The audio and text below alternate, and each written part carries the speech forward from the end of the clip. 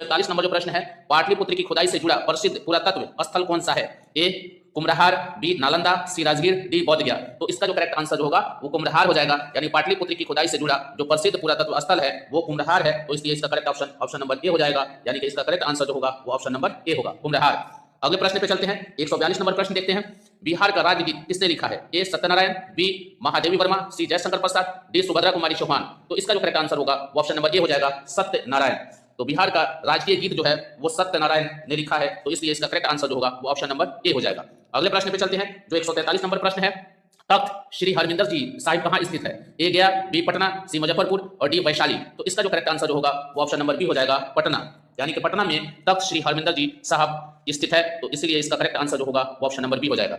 अगले प्रश्न पे चलते हैं, जो 144 नंबर प्रश्न है, बिहार में गंगा नदी का प्रवेश किस जिले से होता है? ए भोजपुर, बी बक्सर, सी पटना, डी रोहतास। तो इसका जो करेक्ट आंसर जो होगा वो बक्सर हो जाएगा, यानी कि बिहार में गंगा नदी का जो प्रवेश है वो बक्सर जिले में होता है, इसलिए इसका करेक्ट आंसर ऑप्शन नंबर जो है वो बी हो जाएगा, बक्सर। अगले प्रश्न पे चलते हैं, 145 नंबर प्रश्न देखते हैं, बिहार में चौहरमल मेला किस जिले में आयोजित होता है?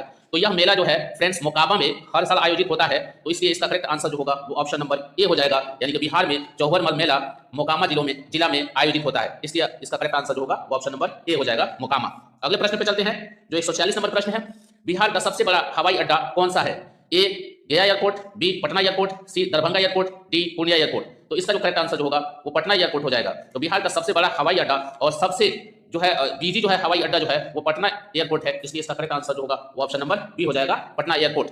अगले प्रश्न पे चलते हैं, जो 147 नंबर प्रश्न है, बिहार का राजकीय प्रतीक स्टेट एम्ब्लेम क्या है? ए अशोक स्तंभ, बी पीपल का पेड़, सी बोधि वृक्ष और डी शेर। तो इसका जो करेक्ट आंसर जो होगा वो बोधि वृक्ष हो जाएगा। ये भी पीपल के पेड़ जैसा होता है, तो ये भी जो है बोधि वृक्ष भी पीपल के ही जैसा होता है, इसलिए इसका करेक्ट आंसर जो होगा वो बोधि वृक्ष हो जाएगा। तो बोधि वृक्ष जो है बिहार का राजकीय प्रतीक है।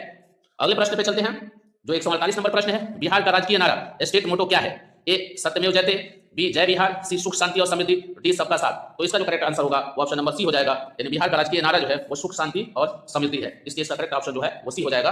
अगले प्रश्न पे चलते हैं, 149 नंबर प्रश्न है, प्राचीन काल में बिहार को किस नाम से जाना जाता था? ए अंग, बी मगध, सी कौशल और डी पंचाल। तो इसका जो करेक्ट आंसर जो होगा वो मगध हो जाएगा, यानी प्राचीन काल में बिहार को मगध के नाम से जाना जाता था, इसलिए इसका करेक्ट आंसर जो होगा वो ऑप्शन नंबर बी हो जाएगा, मगध। अगले प्रश्न पे चलते हैं, जो आज का 150 नंबर प्रश्न है, मगध की राजधानी पाटलिपुत्र की स्थापना किसने की थी? ए बिंबिसार, बी अजातशत्रु, सी उदयन और डी अशोक। तो इसका जो करेक्ट आंसर जो होगा वो ऑप्शन नंबर सी हो जाएगा, यानी कि मगध की राजधानी पाटलिपुत्र की स्थापना उदयन ने की थी, इसलिए इसका करेक्ट आंसर जो होगा वो ऑप्शन नंबर सी हो जाएगा, उदयन।